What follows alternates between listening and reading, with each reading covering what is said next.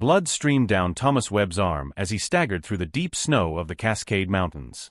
Every step was agony. The fall from the cliff had shattered his shoulder, and now the winter storm swallowed any chance of survival.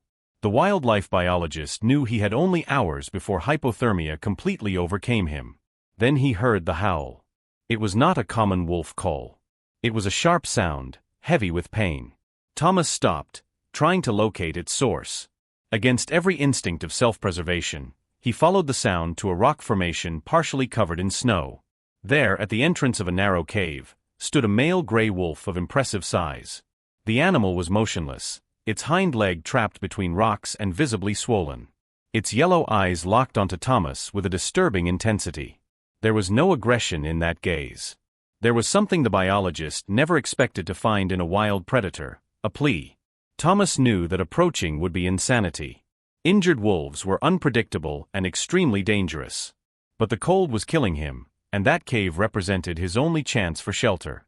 Besides, the animal was clearly incapacitated. With slow and deliberate movements, Thomas entered the cave, keeping his distance from the wolf. To his surprise, the animal did not growl. It merely watched as the man collapsed onto the stone floor, shaking violently. Darkness began to take over his consciousness when he felt something warm near his body. The wolf had crawled over to him. Instead of attacking, the animal lay beside him, sharing body heat. Thomas was too delirious to question it. He accepted that unlikely gesture of mutual survival before completely passing out. When he woke hours later, he found the wolf still there, guarding the entrance of the cave. Outside, the storm raged with savage fury. Inside, man and predator shared a tense but strangely peaceful silence. If you are enjoying this story, don't forget to subscribe to the channel, like the video, and leave a comment saying what you thought and which city or country you are watching from. Thomas woke up with unbearable thirst. The pain in his shoulder had turned into a constant throbbing. He needed water, but moving meant facing the wolf that remained alert at the entrance of the cave. Carefully, the biologist dragged himself to a small puddle formed by melted snow in the corner of the cave. The wolf watched every movement without reacting. Thomas then noticed the extent of the animal's injuries. The paw was not only trapped, but severely fractured. There was also a deep wound on its flank, probably caused by another predator or a fall. That wolf was dying slowly. During the second day, Thomas realized something extraordinary. The wolf did not try to hunt. Small rodents passed by the entrance of the cave and the animal did not even show interest. Its attention was completely focused on Thomas, as if it were waiting for something. The storm continued to batter the mountain. Thomas knew that his first aid equipment was in his backpack, but moving the injured arm was torture. Even so, he managed to reach it.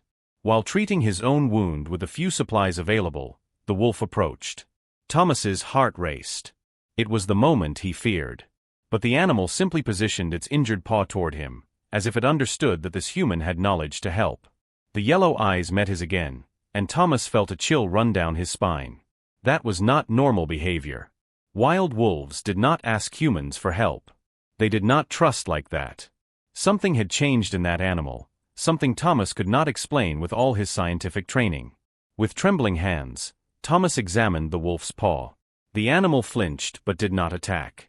The fracture was serious, and the infection was already beginning. Without proper treatment, gangrene would take over in days. The biologist looked at his limited supplies and then at the wolf. At that moment, Thomas made the most insane decision of his life. He would try to save that predator, even if it cost his last reserves of energy and resources. Thomas worked for hours improvising a splint with dry branches found at the back of the cave and strips of fabric torn from his own jacket. The wolf remained motionless throughout the procedure, only letting out low whimpers when the pain became unbearable. It was as if the animal understood that it was necessary. On the third day, something changed dramatically. The wolf began dragging small dead prey into the cave. A frozen rabbit. 2 squirrels. Thomas initially refused, but hunger overcame disgust. He prepared the meat using a lighter with almost no gas left, and for the first time in days, he felt his strength returning. The relationship between them evolved into something that defied all logic. The wolf allowed Thomas to change the improvised bandages. In return, the man shared the little water available and kept a small fire burning to warm them both. It was a silent partnership, forged in desperation.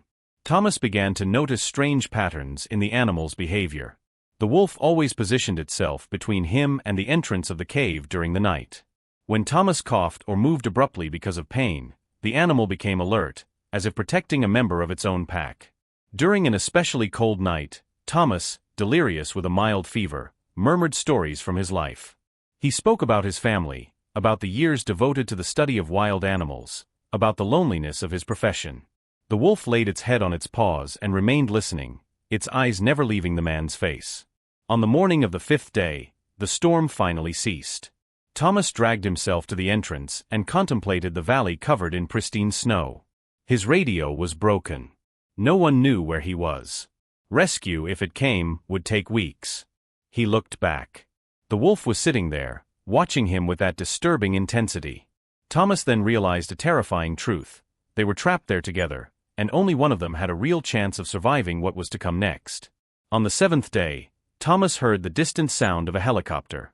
His team had finally managed to track him through the emergency GPS he had activated before the fall. The biologist dragged himself out of the cave, waving desperately as tears froze on his face. The helicopter landed 50 meters away. 2 rescuers ran toward him with a stretcher. But they stopped abruptly when they saw the wolf emerge from the cave behind Thomas, limping with the improvised splint. One of the rescuers drew a tranquilizer gun. Thomas shouted with all the strength he had left, positioning himself between the wolf and the men. He explained frantically what had happened, how that animal had saved his life by sharing warmth and food. The wolf did not growl. It did not try to flee.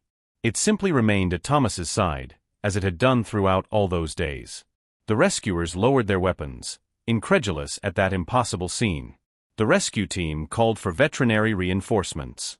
When they arrived at the base, the story of Thomas and the wolf was already spreading among biologists and veterinarians.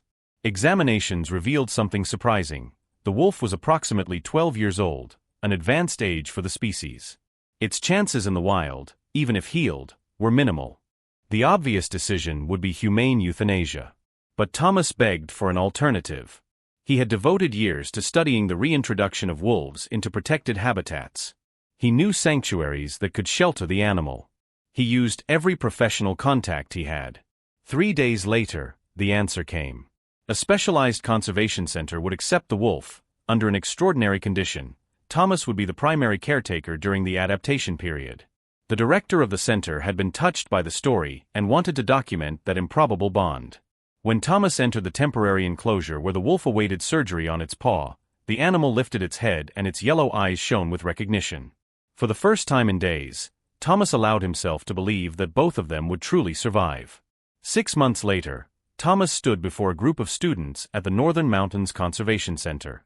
Behind him, in a large enclosure that simulated a natural habitat, walked a gray wolf with a slight limp in its hind leg. The surgery had been successful, but that animal would never return to a completely wild life. The wolf Thomas had named Canyon became an involuntary ambassador for a greater cause. Thousands of people visited the center annually to learn the story of the predator that chose to save a human instead of attacking him. Documentaries were filmed. Scientific articles were published. Debates about animal behavior gained a new perspective. But for Thomas, none of that mattered as much as the private moments. Every morning, he entered the enclosure and Canyon came to meet him.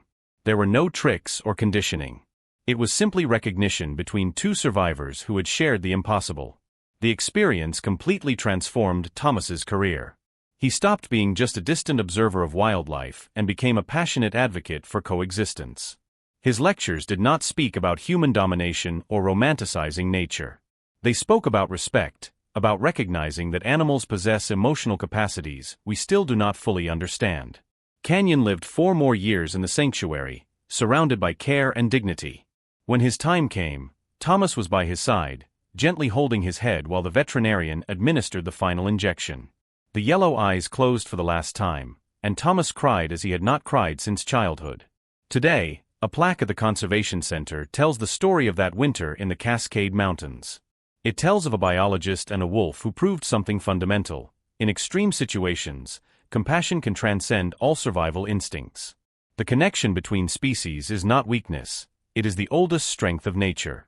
If this story touched you, don't forget to subscribe to the channel like the video, and share in the comments where you are watching from and what you felt.